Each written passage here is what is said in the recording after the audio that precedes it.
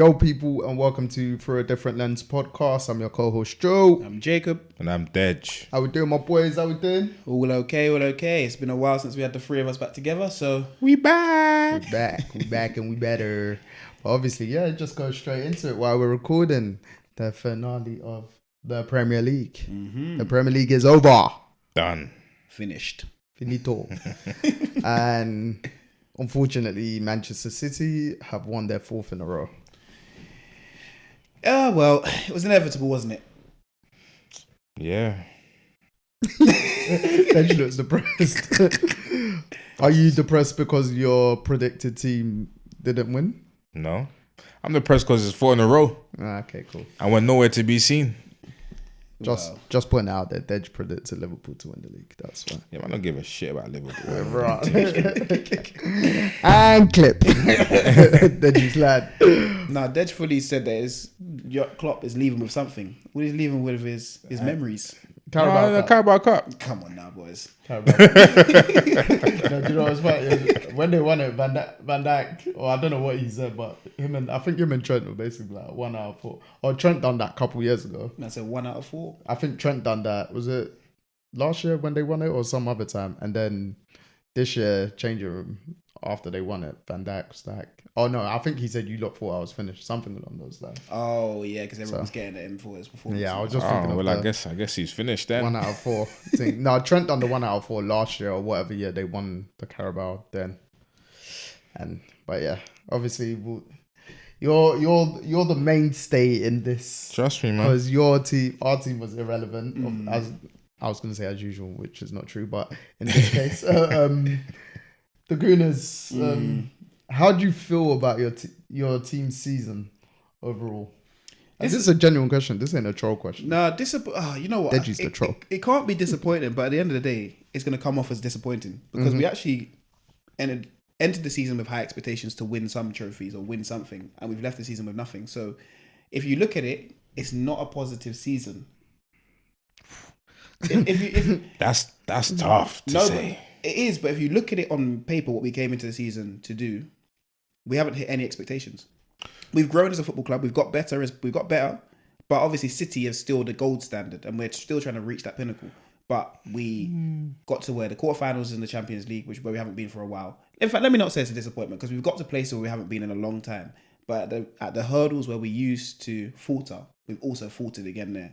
So there's been no real improvement in terms of where we've gone in the league. We finished second last year. We finished second this year. We weren't Champions League last year. So we got to the quarterfinals of Champions League. Okay, cool. We made an improvement there. And you got second. Yeah, I understand. But we were second last year. Yeah, but you were second last year, just playing once a week though, innit?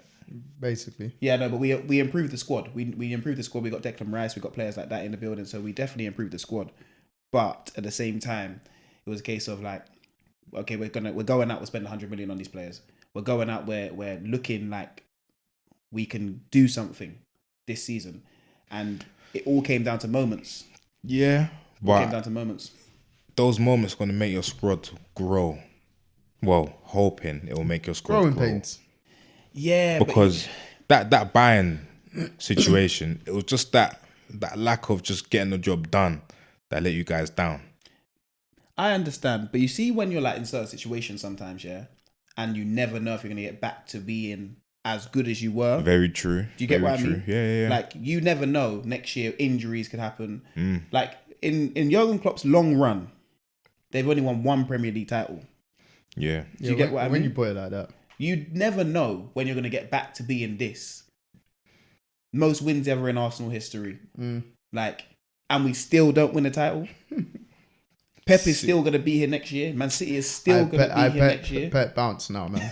It's enough. but you get what I mean. Like, these clubs are still going to be here. Like it's not going to be a case of us just walking the league or... No, you see it as like, with how well you done, somewhat an opportunity missed. Yes. Because if it's effectively going to come round again in terms of you lot being the top scorers throughout most of the season, only until recently City overtook it. And then I think you still had the best defence or end of the season with the best defensive record. So, But let me ask this question for the people at home, yeah. So for Arsenal fans, would you consider this a successful season or failure? So just let us know in the comments. Don't worry, once this little clip's going up, I'm sending it to my group chats with the Arsenal fans. No, Not even as a troll no, thing. it's I'm true. gonna send it to them But Because I'm interested to see like what the how they view the season. because for me watching you like I think it's successful, you know. on paper, yeah. Only because I think that you improve next season. Not knowing, I don't know what's gonna happen next season. But that's the thing. That's I think you're foreseeing it on how they've done over the last couple of years, but at the same time, I get what you mean because this might be your peak. yes. This Obviously, could be our only opportunity. signings dependent and stuff like that, but it's a bit of a Because that City squad, it runs very deep.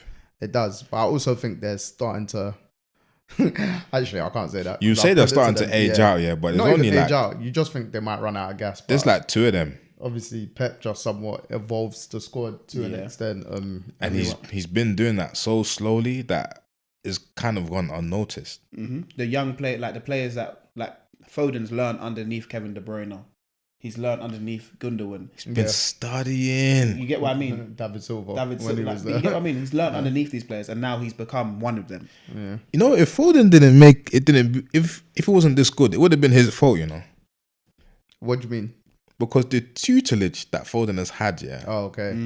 if I he, agree. like it was on him to be successful or not. Yeah. But it's also somewhat class from Pep the way he didn't force him to play a certain amount of games. And Whereas- he didn't let him go on loan, or he didn't sell him. Yeah, like Because whereas we know the ones that he sold. when young players are that good, sometimes, not even sometimes, but you will naturally overplay them, and it's not even overplaying them, but you just think like they're ready. You know Barcelona what I do mean? it. Yeah, somewhat Saka. Saka's just been indispensable. Where like this season, he still played a crazy amount of games, but the knock started to catch up slowly, a little bit.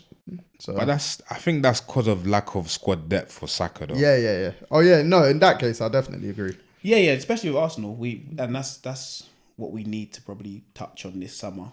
Definitely getting better players to actually compete for positions, so we can have some squad competition. It can't just be okay. Saka's starting every week. Yeah. Odegaard starting every week. I understand. I want them to start every week, but I want squad competition. So okay, cool. Saka's not playing more. He has a knock. We can actually rotate someone in because we saw today we rotated in Martinelli, and it didn't feel the same. You get what I mean? Like, okay, Martinelli's all right, but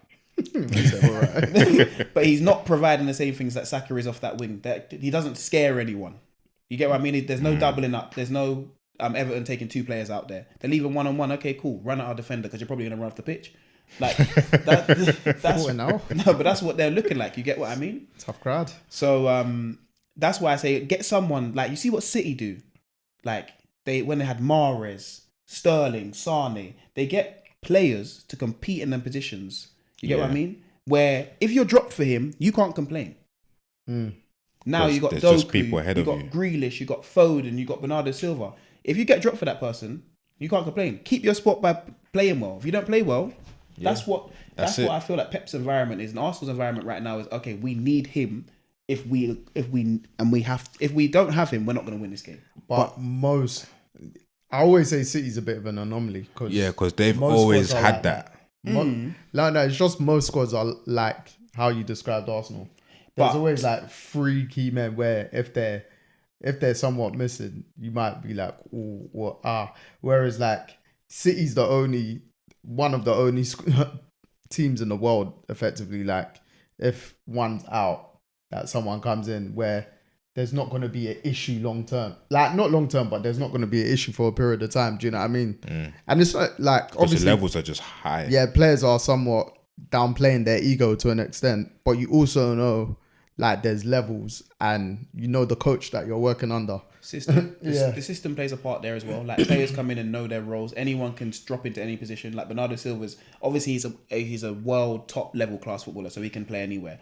But and he doesn't always start. That's the thing. But they can move any player into any position. And I feel like at Man City, everyone knows everyone else's roles. At Arsenal, it's a case of we're signing players to do a specific role. Like, we signed Zinchenko for the inverted left back role. If we need Zinchenko to play proper left back, he can't play it. do you understand what I mean? I heard that part. I feel like that signing was the enemy of progress. It helped. It helped for a while though. The first season, yeah. Jesus helped for a while as well. Pull the wool over your eyes and thought, you lot can rock with this. But I also said, when Pep is selling a player, there's a reason. That man don't sell no one he doesn't want. Unless you're Cole Palmer. Well, he still wanted him, actually. Yeah, Do you get what I mean? He doesn't sell anyone that he doesn't want. That's the thing. Like, Did he want Sane? Because I think he's so sick. he wanted him. Okay, Sane wanted to leave. And he didn't sell him to no one in the Premier League. He said, yeah, I don't want to see you playing against Go Man City. Germany. To be fair, Pep don't. If you want to go, Pep don't really force your hand anyway. No. But if he wants to keep you, Bernardo Silva every summer. Oh, I want to go. No. There's no. You just hear those talks, so like you never actually hear it come out of Bernardo's mouth. Like, You don't really hear any discontent as well. Over there, so. Obviously you'll understand, and I think Pep will understand if he finally left it. But I get what you mean. Like there's certain players, it's just like, yeah, where are you going? Yeah.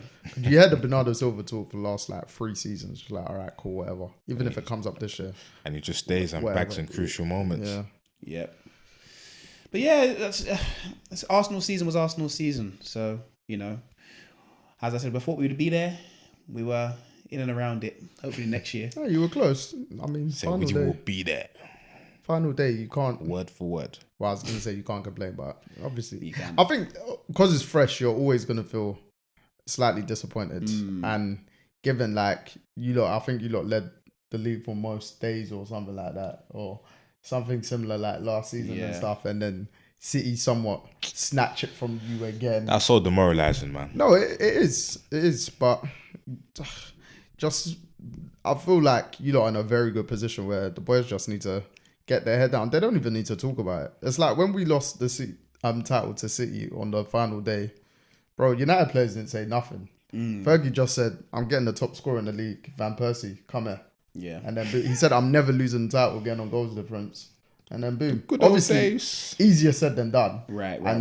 Then it was different. But like, I don't think Arsenal should massively dwell on it. Like, as Deji said, they've had a good season. It's disappointing in the end, but they've had a good season and a season with season and squad that, bro, just get a couple Pieces. We need pieces. All right, you done with us with four key players or 4 key positions. What would be your 4? Striker. Because we done ours like a couple weeks ago. Striker. United need 12. Striker. Open heart surgery, No, man. yeah. Striker number 1, left back number 2. I say we need to get another midfielder just because. Which part? I'd say Holding just because Partey's unreliable. You just don't know his fitness. Yeah. And me personally, I want a goalkeeper. But I want also a right winger to challenge Saka. So you got to choose one. That's what you made me do. Give 4. That's easy though. Yeah, give me a goalkeeper.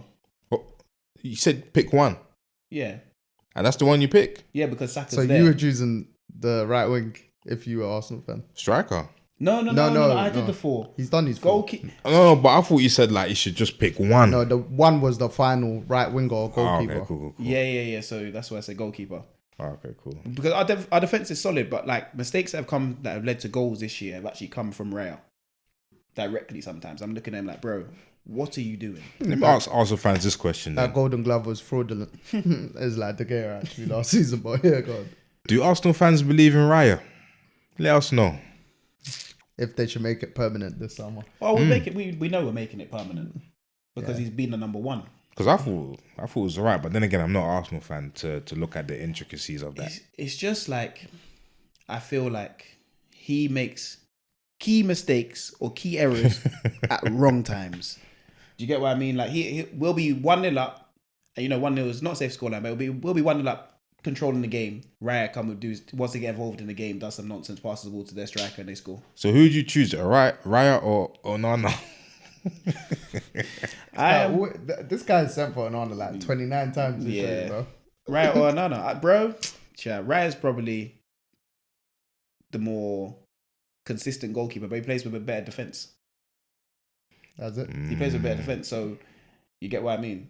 Statistically, Onana wipes him. if this Onana had Saliba, because of the amount of shots he's faced. Onana would work perfectly for Arsenal though.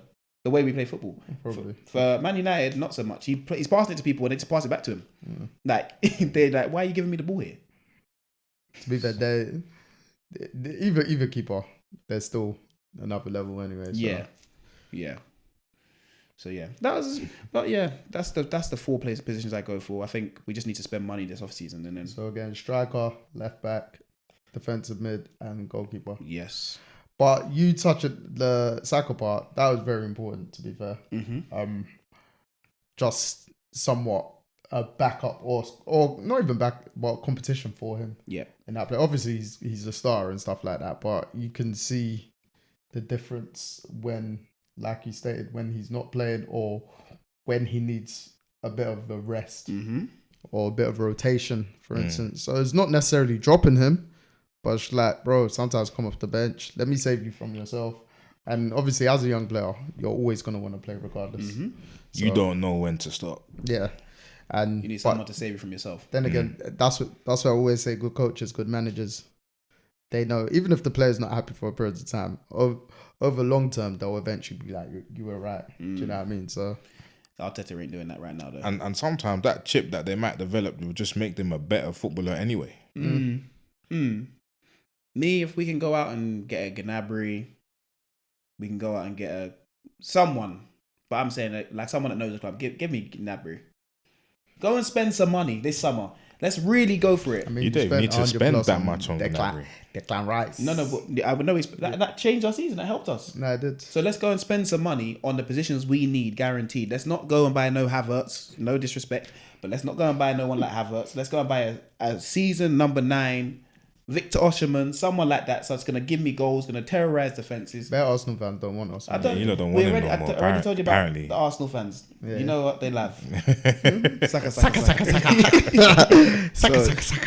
So I don't need to listen to them. Like, get us players that we need on board, and not like you see how like some managers. Who would be your 9 then? Since that's Sign Osimhen. number 1 position. Sign Osimhen. He's something different. Because what, like, Doku to Man City is so different to every other winger they have. Yeah. Do you get what I mean? Like, we need something that's completely different to every other 9 we have. Like, Jesus isn't really a 9. He's a man that will get in front of goal and miss. So... He's just a forward. Yeah. And he would be a great 10. His all-round game is very good. It's just... in front of goal, yeah. He'd be a great 10, but he wants to play everywhere else, and you find him when he's playing 9, you find him at right back when he should be in the box. Or just like back in the day, great second striker. Yes, he'd be perfect for that because you don't have to score many goals. Dwight York kind of thing. But obviously we don't. Well, I won't say not to that level. But yeah, Yorkie was a finisher still. So yeah, but Arsenal, look, the season was a season. We go again next year. We make some changes in the off season, and I think we can, maybe push ourselves over the top. Yeah, just need to see what happens next season, innit? See what the squad is looking like. Hopefully injury free and all that. Yeah. I mean, like I said, it's a very good squad, especially in terms of age as well. I think third youngest in the Prem, I believe, seen on Twitter, whether that's true or not. But squad is quite young. Chelsea. Yeah. So a few more signings. We could push over the edge. But yeah, it is what it is. What about the rest of the Premier League? Let me ask a question. Who would be you guys in your PFA team of the year? Dun, dun, dun. Who would be in your PFA team? Let's get it out. Are we going player for player each? Or are we going the whole team? No, I could do a whole team. So you said you wanted 4-3-3, right? Yeah. This was off camera, by the way. Would you like to go first, or would you like to go first? Or Yeah, no, my. I would like to go last. why? Jed. No, you're going second. I'm going last. I know my team. Goalkeeper Martinez. Left back, I'm giving it to him for the last part of the season. I'm playing him there. Guardiola. I was gonna go Adogi, but I'm going Guardiola for what he's for the last. How'd you say his name? Guardiola? I don't know. Guardiola. 2 centre backs. Saliba. Yep. Yeah. Mr. Played every game, every minute this season. And Gabriel. I was going to go Van Dijk, but no, Gabriel. Right back, Kyle Walker. Midfield 3 is Rodri, Declan Rice, and Odegaard. I'm going Foden off the left, Erling Haaland up top, and I'm going to give it to this man. I'm giving Cole Palmer the right wing. I'm giving him the right wing slot. Left off Saka. I'm giving him the right wing slot. I've done something a bit different then. He left off Saka. No, I'm just being realistic, just because of what he's done in the Chelsea shirt. I know. No, I respect that. There's I just didn't think that's my not one shock, but that's my major shock for you. I didn't think you were gonna leave off Saka. No, I was gonna put Saka in, but I said, you know what, my man has carried that football club. Obviously, Saka does the same at Arsenal, but he has Odegaard and he has help. And no one outside of the top 6 can get in my team, and obviously Chelsea creeped in there. So if Chelsea went in the top 6, he wouldn't have been there. And he's been pushing Haaland for the golden boot. Fair. So yeah, that's my team of the season. Go on then, Deji. So, goalkeeper, I got Edison. But Martinez won a bad shout, to be fair. Right back, I've got Ben White. Centre backs, Saliba and Akanji. Okay. Interesting. Even though it's in the 3, but you know. Yeah. Then left back, I've got Udogi, Tottenham, because speaks for itself. 2 centre mids, the three mids.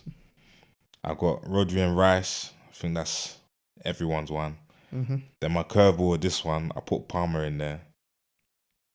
Then in my front, I've got left Foden, centre forward Haaland, then right wing Saka. Interested. That's why he wanted to go last. Yeah, he wanted to be... Yes! Did I even say Haaland up top? Yeah, you did. I did, okay. Yeah. Interesting. You have put Cole Palmer in over Odegaard? Yeah. In his midfield. In the midfield 3? I wanted to put Palmer in there somewhere, man. And I wanted to put Saka in there too. Basically, he chose Saka over Odegaard. In your... Odegaard has been near enough, outside of Foden, the best player in the Premier League this year. He's been Arsenal's player of the year. So that he's the second best player in the Prem. Cole Palmer, as well as he's done, he scored bare penalties. I know. I'm not arguing the team. I'm just saying, you know. But Chelsea ain't where they are without Palmer's him. in your team, though. He is on the right wing. Yeah. Chelsea ain't where they are without him. No, they'll be relegated, bro. No, you're not wrong. But hey. See the season for Chelsea, in Palmer we trust. Yeah, that's what it has been. Established 2024. Established 2024. My team is Martinez in goal, like you, Jacob. I was deliberating right back, but I've gone with Ben White. Did I go with White? Sorry, hold on. Yeah, actually I did. No, I've got it written down. But Saliba and Van Dijk are my centre backs. My curveball at left back, which by your rules of top 6, I've gone Anthony Robinson at Fulham. That's my left back. My midfield 3 is Odegaard, Rodri, and Rice, like you. And then we'll go into that. And then my front 3, is not another curveball, but slightly different. Palmer on the right, Foden left, and I've gone Ollie Watkins. Because there was a point I thought Ollie Watkins was in a very good shout for PFA Player of the Year. I can't argue with the Watkins shout, but I'm definitely Anthony Robertson. Yes. I think he's been one of the most... Like, left back, there hasn't been a standout for me in the Prem, and he's been very consistent for Fulham. I'm not saying very he hasn't, consistent for Fulham. He can't get in there over certain man. Who? He can't. There ain't many though. He can't get in there over Udogi, I don't think. Yeah, but I feel like Robinson over the course of the season has been more consistent than both of yours. Udogi first half of the season smashed it. Second half not really. Guardiola first half of the season was absolute dog. Yeah, but he's also a centre half playing left back. Yeah, but that's Destiny. my point. That's my point. He was dog there. Yeah, but how many goals he got now? Yeah, he became Gundogan in the last This month. But like, I'm not gonna put him in that for that reason. Aye, it's what you've done for me lately because that's all they're gonna really look at. I hear you. You sound like an NBA head. No, but I'm going over the course of the season. I feel like Robinson has been very consistent for Fulham over the course of the season. And again, left back, there hasn't been no easy standout. No, you're not wrong. Left back is one of the position that can chop and change in the PFL team of the year. Literally. No one's had a solid like. Both the left backs haven't even played. Obviously, they've played most of it, but I don't think they've touched 29 games, for instance. That's how inconsistent left backs have been. Like, there's been injuries with What's been in the water this season for left backs? If I was going to go off the most like consistent and playing left back, I'd probably gone like Tyreek Mitchell because he plays every week. He should come on the pod. Like a consistent. Yeah, should, but no, I think. Oh no, I'd say there's times like early. Don't get me wrong. Like I like Tyreek Mitchell, but I think Anthony Robinson, mate. I think it's just because I've been not a big fan of his, but You've been following him for a while. yeah, for a very long time.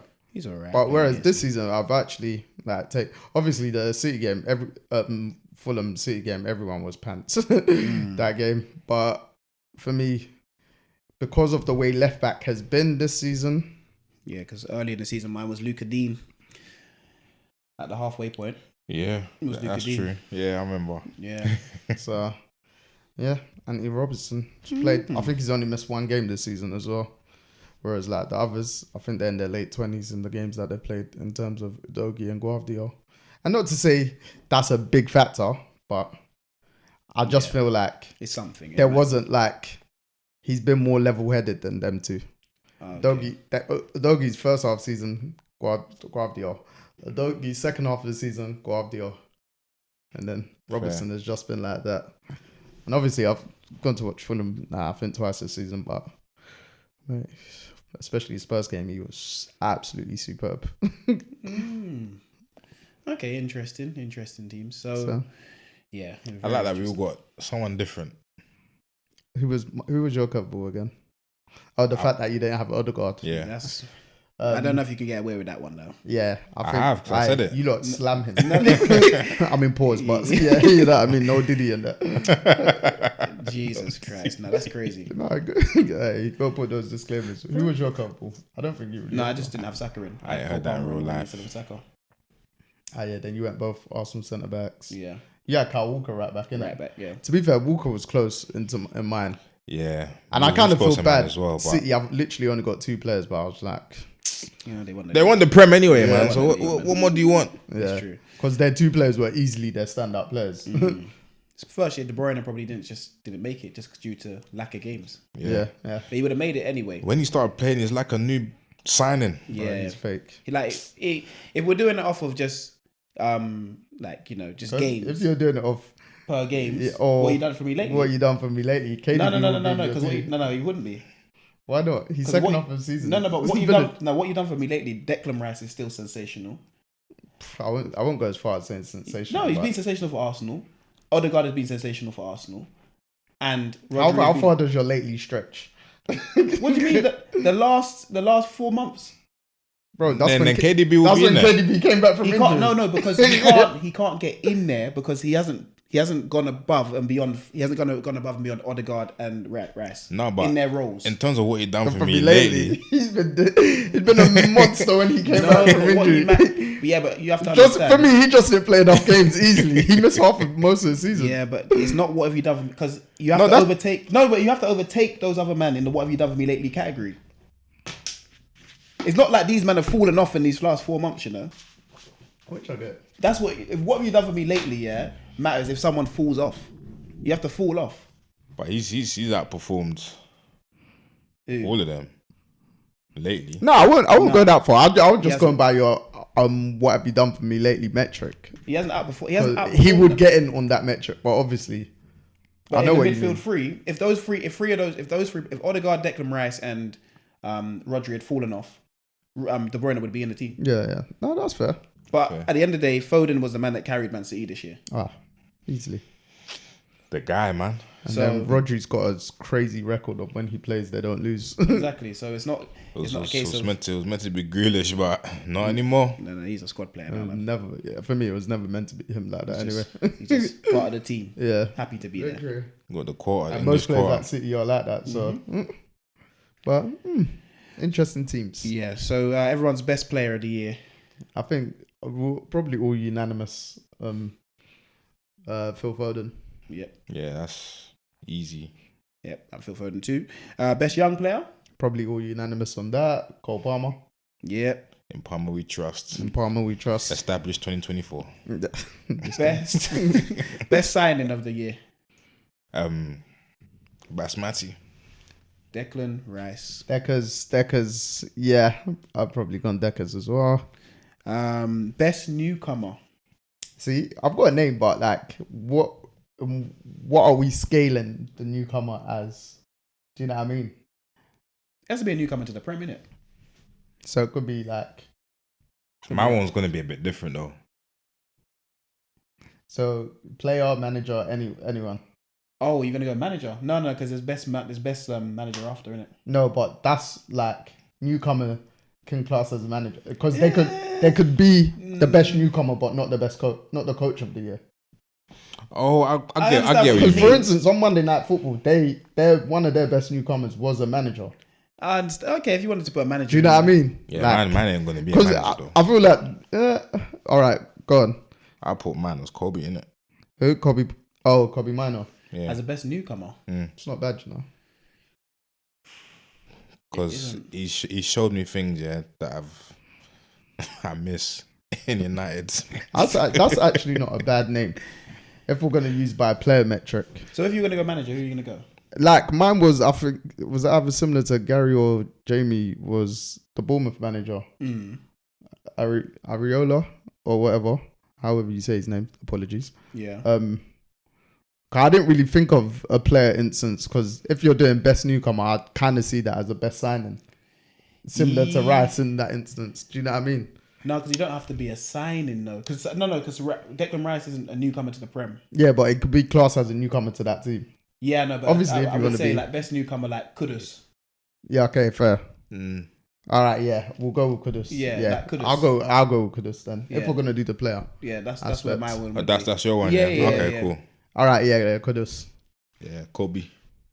But I like that though. That's a good one. I weren't Obviously. thinking about that. United as Injured pre-season. We was waiting for him to come. I was thinking, why Yeah, are we we waiting for were. a young We boy to actually come were. back? And I see why. well. Pre-season, I was like, after 2 games, I knew of him anyway previously, but it's like, yeah. We don't need to, because a couple of the United man, them, you know who you are, they were a bit pissed that we didn't go for Lavia last summer. And I was like, bro, I don't, as much as I like Lavia, I don't want him to block Kobe's pass.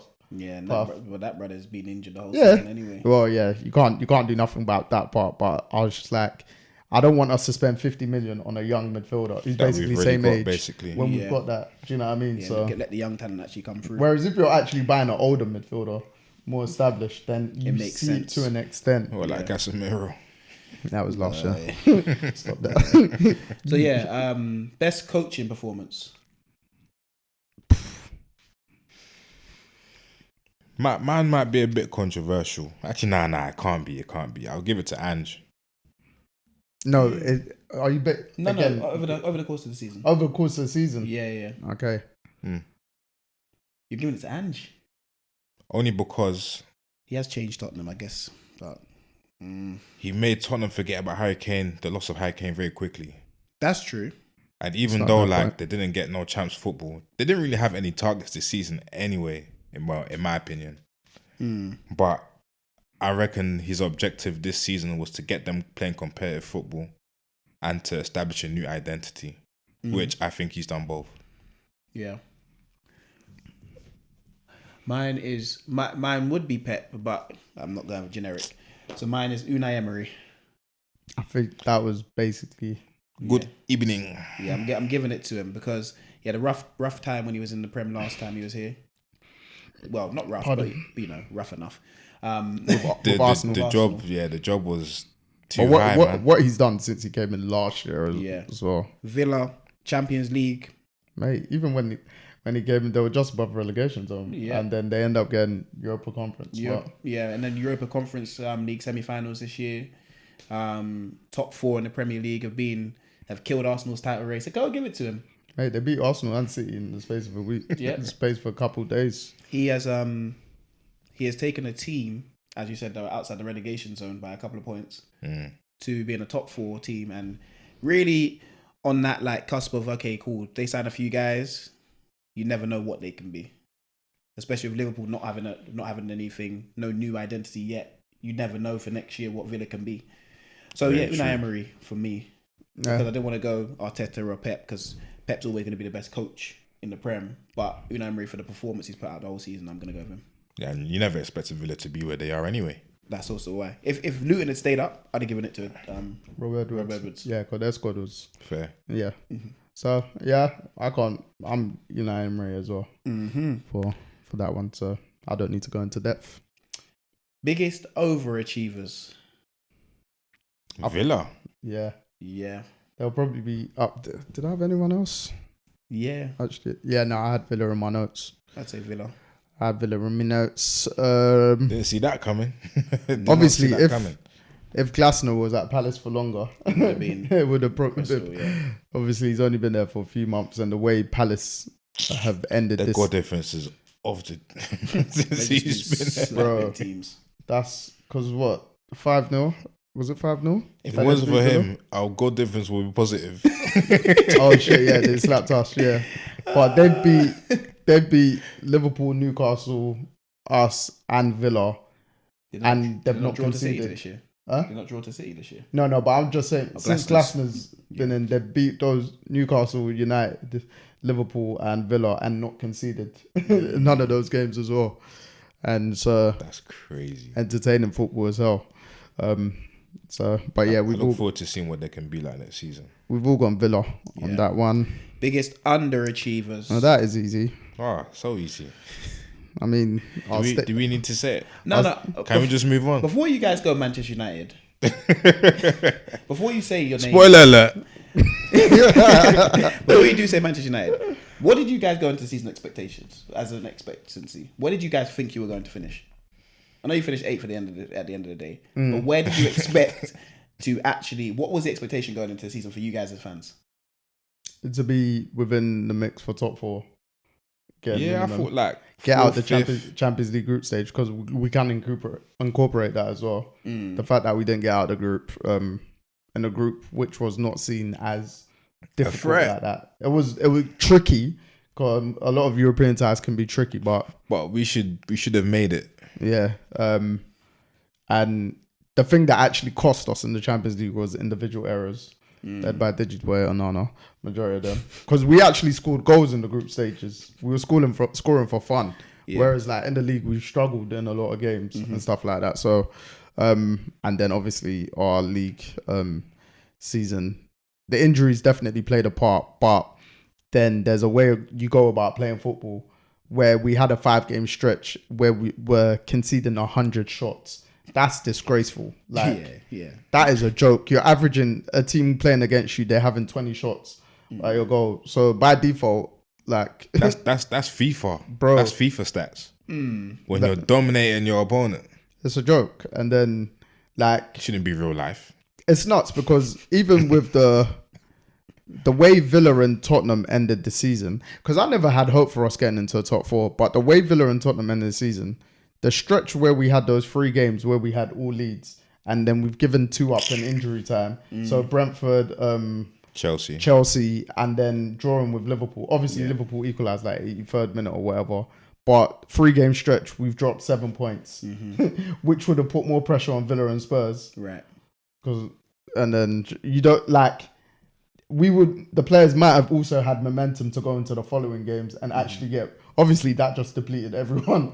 That stretch, do you know what I mean? Like, you score an injury time against Brentford, everyone thinks it's the winner, and then they equalise. You're 3-2 up against Chelsea, and they score 2 goals in the 97th and 100th. That's a joke. Yeah. So, It's true. It is. like, United, injuries or not, there's a way of, like, there's a certain style that Ten Hag just completely went away from. Like, It's like he dropped his standards and just panicked. Yeah, and I just feel that it was too much. We were getting dominated in games, or not even dominated. We're the easiest. We've been the easiest team to play against most of the season.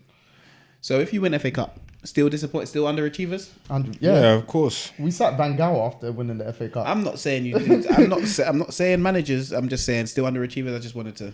Yeah. It's because is Newcastle in anyone's discussion for underachieving this season? Not as much, because for me, Newcastle double overachieved. Like, and I think it might have been Andy Cole. I don't think they are, but that recently said like they fast tracked too much last season. Do you know what I mean? And I said that, I was like, it's either gonna go two ways. They're gonna become a massive problem by fast tracking because they can just get the players, or it might come back. Bro, Champions League bites you in the arse if you're not used to this kind of stuff. Yeah. Do you know what I mean? So obviously they crashed out like we did. Both finishing bottom of the group, and I think Newcastle led the league in injuries. I know Newcastle United and Chelsea were top three, so it was either that way. It hurt them a lot, but they were still playing ball. Right. Yeah. They were. Gordon still had a very good season for me. Isak still had a very good season. Do you know what I mean? Like, yeah, when he wasn't injured. like there wasn't. They still had standout players. Whereas for us, like bar Dalot, no one for me was like in contention. So I mean, I put Manu as one of our standout players, though. yeah, like in terms of, but he like attacking wise. no, just over the course. Obviously, Manu missed like up until the first 3-4 months of the season, maybe 4 months. So, and then obviously once he came in, you're like, bro, this kid can play, innit? He has to play, he has to start, etc. And yeah, so easily United underachievers for me. I'd agree. And your favorite game of the year? As a United fan, do I even have one? I can't even remember our biggest win this season. Get us, man. Yeah.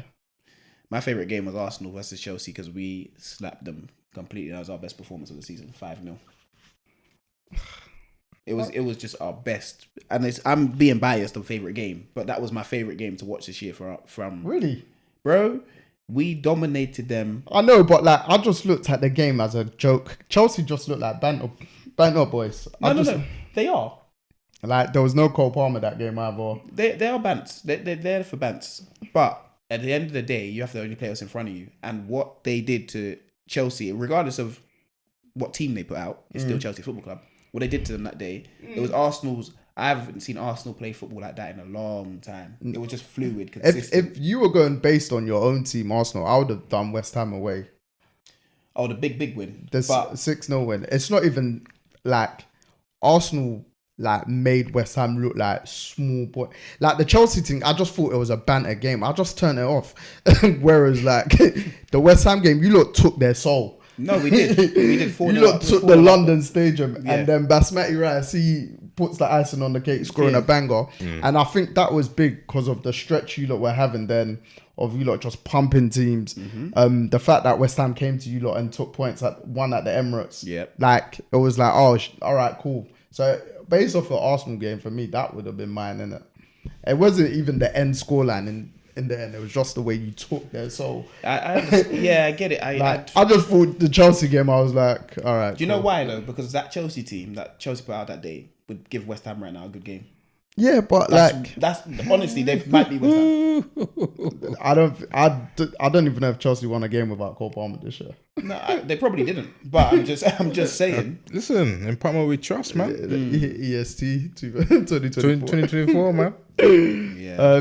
Fair. All right, no, I can't dispute that. That's yours. Have you got? I ain't got one, man. For traumatic purposes, I ain't got one. Man said for traumatic purposes. Probably as a neutral. The Chelsea Man City game at Stamford Bridge, 4-4. Yeah, that was gonna be my one outside of. Oh, do you know what? That one, because I was watching that on the ship. Jeez, it's so bougie. It wasn't like a HD screen or anything, but it done the job. Oh, what they provided it? Yeah. I kept going from room to room. Yeah. Do you know what? I'll tell you this story off camera because it's mad. This guy, dodgy guy, peeps. But yeah, no. No, it's not. But when you hear it, you just be laughing. No, that's fair. But I don't think my favorite game was even in the Prem. Go on. It would have been Champions League. Which game? City Real Madrid. First leg. First leg. But could you really concentrate as much watching No, but I watched it back. the full game? Yeah. But Obviously, Arsenal That Bayern was a good game though. I like that Arsenal Bayern game that too. day Arsenal Bayern itself. was- That day itself, those two games together. I was at sports bar. I was like, screen. I was like, this is mad. So as a day, maybe but Champions League always delivers. Do you know what? One of my brought it favorite back this games. year. One of my favorite games this season was the AFCON game, Nigeria South Africa. But only I mean, I because wouldn't of have chose that game. only because of Forgot after. AFCON was this season. Only because of after when the Nigerian fan cams were going around, then the Nigerians were just crazy. They, Wasn't that game like? it was like 0-0 until extra time. Was it Nigeria? No, 1-0, sorry. wasn't it? Yeah, we won, Yeah. but because South Africa almost scored in the last minute. Yeah, that's it. Yeah, but then we managed to win in extra time. Then that guy dancing to Tyler, it was hilarious. Maybe the aftermath of social media and stuff like the that. social that media plays into it. made that game crazy. That was funny. That definitely plays into it. Is that done on the categories or was that one more? No, that was it for the categories. That was it. Fair. That was it for the categories. Oh, fair. Well, it's good that. Well, I say it's good. I think it's good for a United fan anyway. But it's good the Premier League season's finally come to an end. Felt like because my season was done a very long time ago, and then it was finished, man. just the title race aspect. But again, when you look back on history and you see City, you're like, was this league really competitive? Yeah, you have to go into it properly to see that teams tried, Yeah, but like just didn't work out. It's difficult. was it one Prem in 8 or 9 years for Klopp or something like one that? Prem in 9 years for Klopp. But he's deservedly getting the hero treatment that I saw some of the clips after the Liverpool game, because he just incorporated being the actual City. And you know, Liverpool, they say they're Scouse, not English, so take that into account. Very But true. I think just losing him as a character for the league as well is going to be a massive loss. It depends in terms of kind of character their new manager comes with, you know. Yeah, but like Klopp's his own. his like, own, yeah. No matter how obviously Arnie Slot, he might be a character. I don't really know him, whatever. But there's these people. Like for me, not even taking a shot, but the way Arteta is, if he's to leave, I won't be like the Prem's lost someone like that. Whereas obviously it's early days, but where Klopp, Pep, they're not one in a million, but Pep definitely For sure. Like Klopp, Liverpool was the club for him. Yes. He could only go to selected clubs if that makes sense. Dortmund was the club for him. Do you know what I Similar mean? fan base. Yeah. So like, It's more than football. It's deeper than it's very, very deep, bruv. Like, you actually gain a real relationship with the people there, and like Liverpool have long-term successors. They don't have short stint managers. You get what I mean? And I feel like he was the perfect person to be that. And what's he going to do now? Just chill for a bit. Whatever he likes, we're man. gonna have to ask Jurgen when we get him on. Yeah, That's Do true. you know what I mean? he's got time now. Damn right. So we're gonna DM his phone. Damn right. One way or another. He's gonna see us. He might be in this living room, but Hey, it is what it is. Get me? And then obviously, there's international competitions this summer with the Euros, which is in Germany, and obviously Jacob can speak German. Do you know what I mean? Yeah, I've been hearing you can you know. do a bit. A bit. Obviously, Deji's favorite German phrase is Dankeschön. Dankeschön. Halifax Gates. Listen, Dankeschön. Every time you just respond with Dankeschön. Dankeschön. If you haven't already, go watch that episode. Very good Arsenal Champions League moment episode for one in particular. Do you know what I mean? Watch open heart surgery as well. Yeah, go Great ahead. Manchester United Listen, episode. that's what is Dankeschön. Keep it moving. Now watch both. Watch Yes. both. Especially if you hate both Arsenal and Man United, you'll enjoy both. So, and then Euros and then Copa America. Yep. Obviously, so Olympics. yeah. And Football then, at the Olympics too. I don't think Great Britain got a football team this Olympics. Do we not? I don't think so. I think they scrapped it. Yeah. We only had one for London 2012. You know. Yeah. Is that we wanted to join the party for one competition and then Which made sense then. But they ended up getting silver or something. Did they even finish top 3? I don't Yeah, I think think they did. I feel like we need Lost to out get to Brazil. I can't even remember. bro, All I remember, Giggs was Olympic playing. football team. Yeah, people don't understand how big the Olympics is. Like For other countries, yeah, but like we need to start respecting it more in terms of football. Yeah, but it's because massive. they obviously the Olympics do the whole Great Britain aspect. Mm. So in football, it doesn't really work as much because you actually have to select. Yeah, take the man that didn't get selected for England, Ireland, Wales. And they need to be under but 23 still, as they're well. not taking it serious. No, but they'll take it serious as the Olympics. No, but selection process ain't taking it serious for me if you're doing it that way. Whereas the other countries, like, they're choosing their best under 23s and the 3 top players that want to play in it, the 3 older players. I understood, but obviously because Euros is happening and Copa America's happening, Yeah. I'm saying select the best players that don't get selected for the Euros and the Copa America. Select them for your Great Britain squad. Easier said than done, though. They want a holiday. I just don't think that. Like, and I get what you're saying, but I don't think. Take some reins from the NBA. Look at the NBA, what they're doing. Like, look at what USA are doing. But they're coming for smoke, though. I know they're coming for smoke, but come on. So, all right. Fair.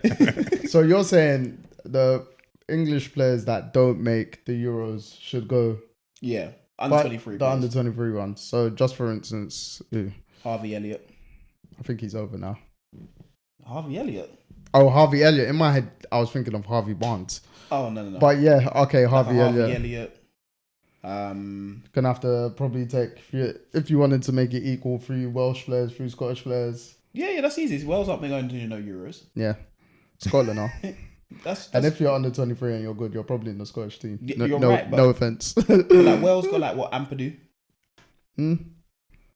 They got I know that brother's older. I was gonna say Harry Wilson, but he's older now. Definitely. Yeah, he's older. Maybe Nico Williams. Yeah, maybe. Johnson at Spurs. Mm. I'm just not. Look, I know. I get what you're saying. I'm saying give it a try. We did it once before, so why not try it again? Yeah. I guess if you put. Yeah, and it wasn't like, nah, let me not say that. Go on. No, but I guess if you put your proper thought process into selection process, apologies, then maybe, but it doesn't excite me in the slightest. No, it wouldn't, because we watch Olympics for different things. We're not in it for the football part, but I'm just saying, Great Britain could do their due diligence and put out a squad. Yeah, they can easily pour resource and get it done. Yeah, that can easily compete for a gold medal. Because at the end of the day, I'll be real, no one wants to go back to pre-season. Man would rather be kicking ball in a tournament during. I feel like top flight they do though. No, obviously because you get to go on your tours and that sort of stuff. But I not even tours necessarily. I feel like top flight players probably appreciate preseason more. In terms of, I might be wrong, but in terms of, I don't think they're gonna think, oh, let me play Olympic football. Even if you're a young G, let me play Olympic football. Maybe we need to ask them. But yeah, no, it is one. I don't think, for instance, Harvey Elliott's gonna be excited to play Olympics rather than actually do preseason with Liverpool. Like do a proper preseason with Liverpool, because with those kind of clubs, it actually hinders you.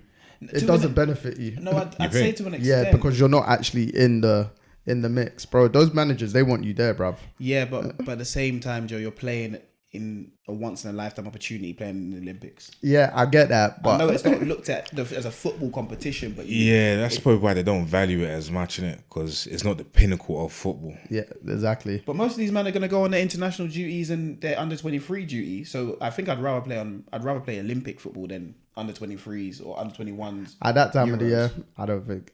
Me personally, I'm not saying it's going to take a long time out of the year. Messi's won the Olympic gold medal. You can't downplay it. Yeah, but that goes back to my earlier point. Like, those countries actually value Olympic football. Do you know what I mean? It's been a big thing for them from way back. So Messi, Neymar, like the South American countries especially. Whereas I don't feel the European countries as much. No, of course not, because they're in big European competitions. But I feel like we should start valuing it more.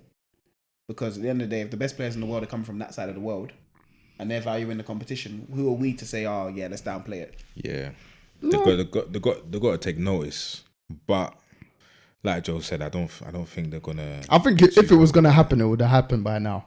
Especially with the London Olympics, that would have been the turning point for it to be more consistent. Whereas, just like, bro, That was 2012. That was 12 years ago. If you're not doing it, I remember that Olympics clearly. if you're not doing it then boy, you're not gonna do it now. Yeah, My kind of thing, so. I get what you mean. I'm just saying. But I do get like the sentiment behind it and stuff like that. So we'll see. We'll see with that one. Yeah. We'll probably not. We won't do it now, but just before Euro starts, we'll do like our who we think is gonna win, dark horses, etc. Like we did for AFCON, Asia Cup and stuff like that. Because that was pretty good in January as well, actually. Going through that motion of the tournament. But yeah, I guess we can move on to the big fight, the big heavyweight fight, undisputed. First undisputed heavyweight fight, I think, for 25 years. Since Leonard Stewart Evander and Holyfield. Holyfield, yeah. And it was the first undefeated from both fighters, I believe, for like 36 years. Mike Tyson and someone else, I can't remember his Buster name. Douglas. Was it Buster Douglas? I feel like it was a different name. I would have If it was remembered. Mike Tyson, it had to be Buster Douglas because he lost his O that day. But I don't think Buster Douglas was undefeated then.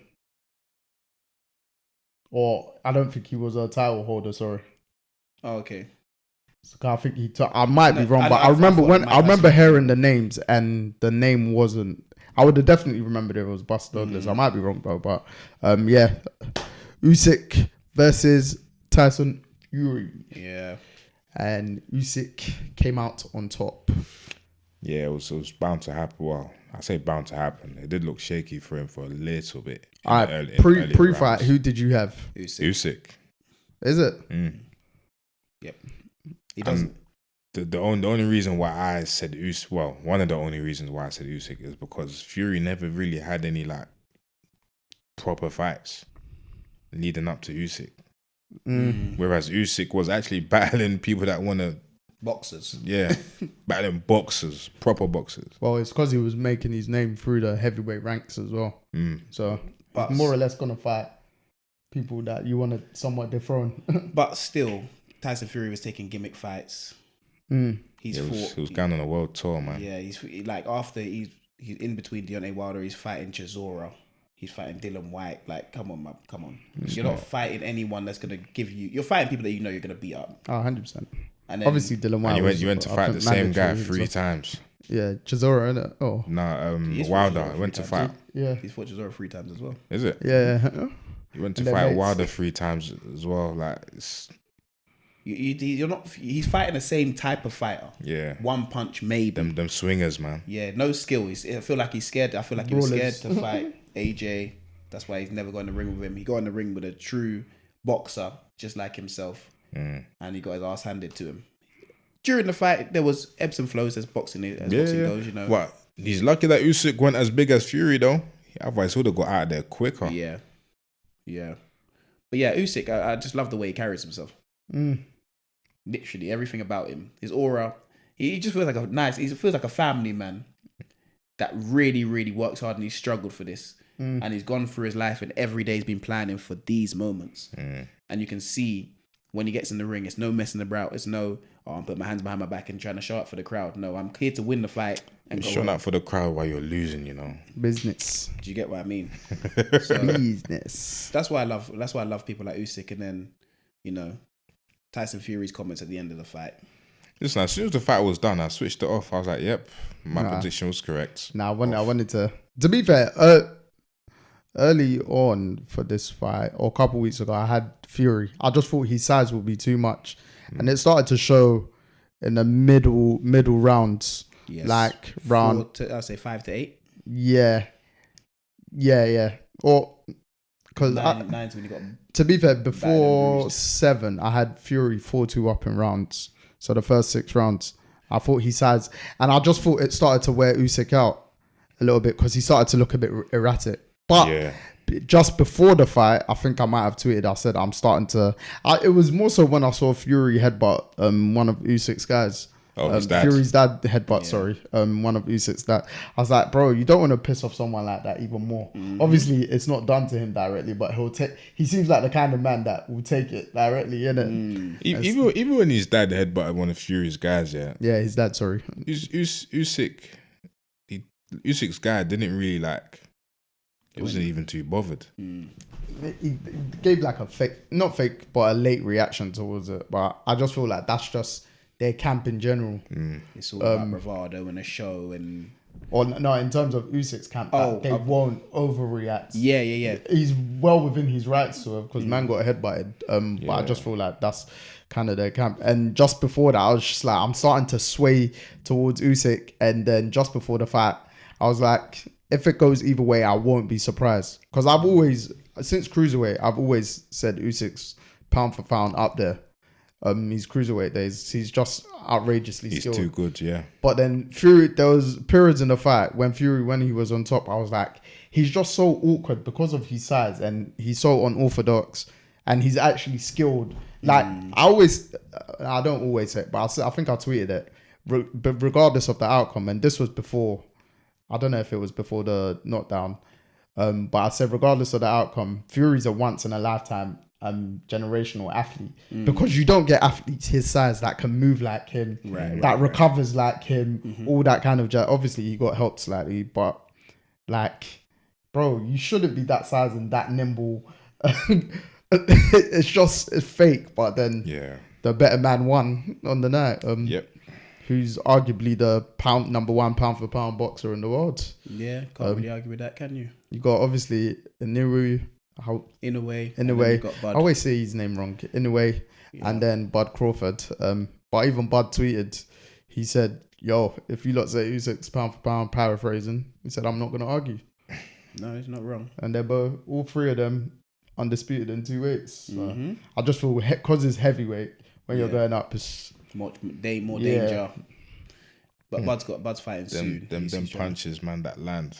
Yeah, because Inoue went down for the first time the other day, and he last week or 2 weeks ago or so. Yeah, Bud's fighting in a few weeks' time. So, but yeah, Usyk. Me personally, if I'm him, I'm not even doing a rematch. I'm retiring unless he's fighting for financial purposes still and stuff like that. I mean, I'll do a rematch though.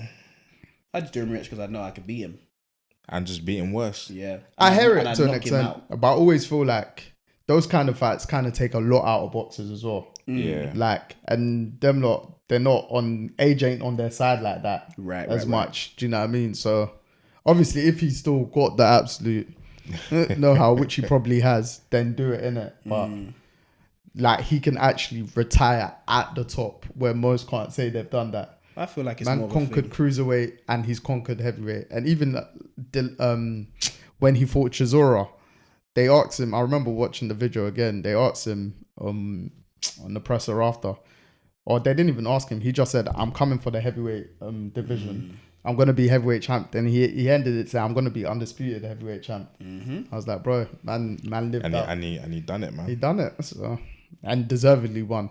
Oh, yeah. Deservedly won. I don't know, the one judge that gave it to Fury. Even the first time he fought AJ, yeah, he said he could have knocked him out, but he decided not to. Because he was being nice because he was in England. Yeah. Wow.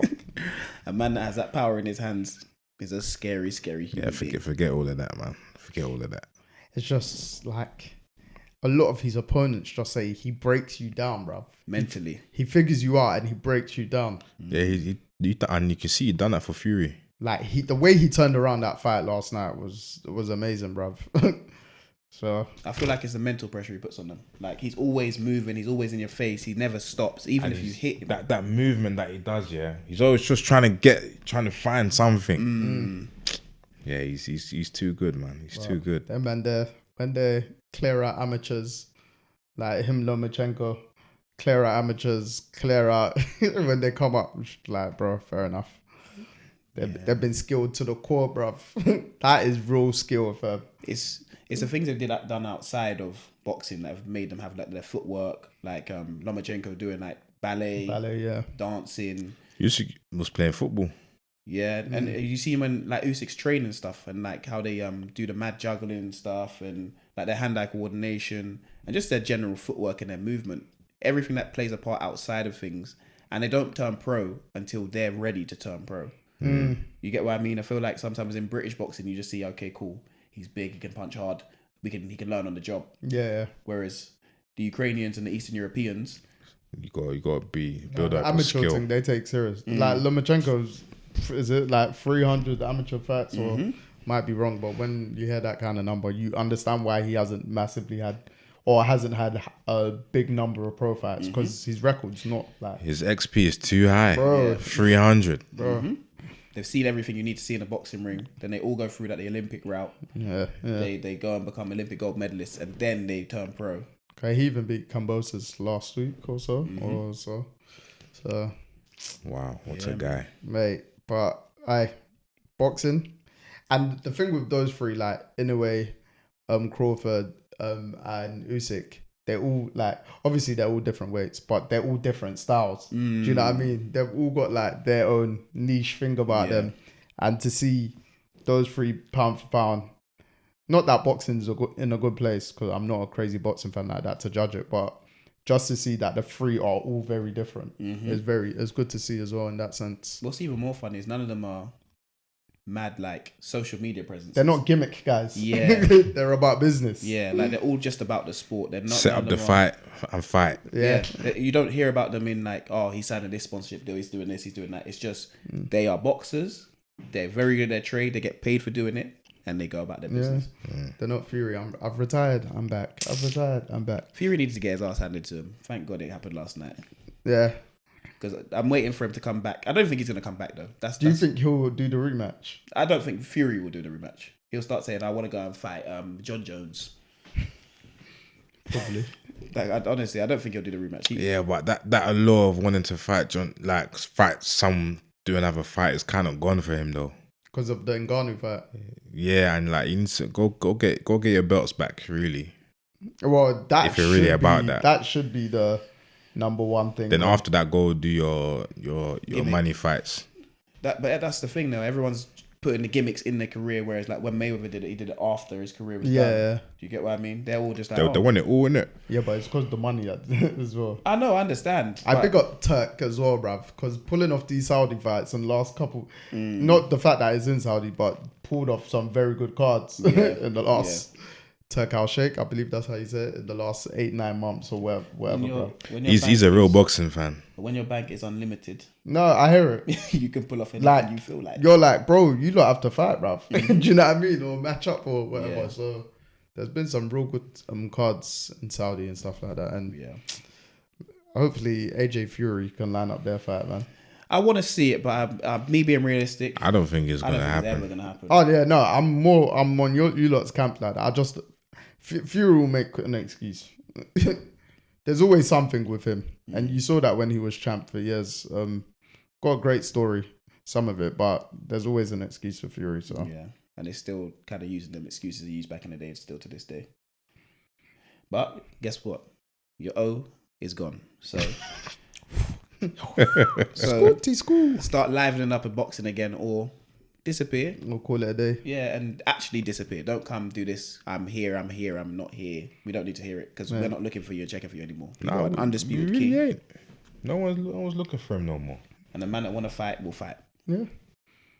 I think Usyk's literally only undisputed technically for like 2 weeks because he has to vacate. Yeah, he has to vacate because there's a deadline in a couple of weeks. So Is it? yeah. Obviously he can't fight then. So I think it'll be Hergovich or Dubois. I think they'll be fighting for, I believe, IBF belt. I might be wrong what belt it is, but Yes, one of them. But the fact that you've done it, that's all that matters. you've reached the pinnacle, bro. Call it a day if you want it. Man. Usyk, do what you want. Yeah, I got one last question to ask about the Premier League though. Yes, we Go can on. come back to that. Who is for next season your top 4 and your 3 teams getting relegated? Ah, come on, man. Nah, man. How it's constructed now, you know who's coming up. Yeah, well, but- we don't know who's coming up. Yeah, we don't know the final team yet. But Ipswich guaranteed, Leicester guaranteed, and then just go Leeds or Southampton as one. You can say it, and then obviously who's staying up, who's going down, Well, who's top 4. If Leicester actually get their points deduction, then it'll be peak for them. Okay, Leicester on no points deduction. Let's say everyone starts an even kill. I think Leicester will stay up. Okay, out of the 3, Yeah, the other 2 gone. yeah.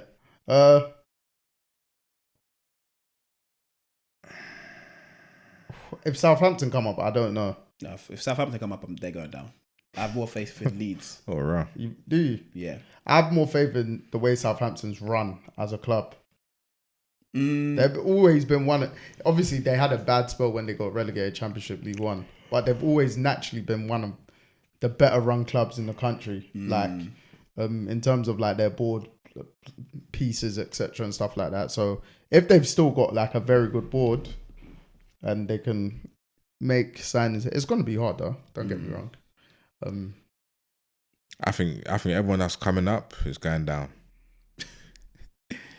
Yeah, a bar Leicester for me. I think everyone else is going down, unfortunately. So, no, just low battery. Oh. And your top 4? Next season, Yeah, is Scoop diddy scoop. City, Arsenal. In that order. No, I'm not doing order yet. It's too early, bruv. Season just done. City, Arsenal, Chelsea, and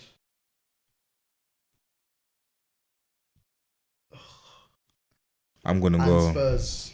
City, Arsenal, United, and and Tottenham. I'm going Arsenal, City, Liverpool, Chelsea. Get back in there. Yeah. We're going to redo this though, depending on who United bring in. Yeah, because that's not fair, man. No, I was just asking a question, but you know. No, that's fair. Yeah, I'm rudy, but that's fair. Get me? Yeah. Catch us off guard. Let's wrap it up. Let's wrap it up.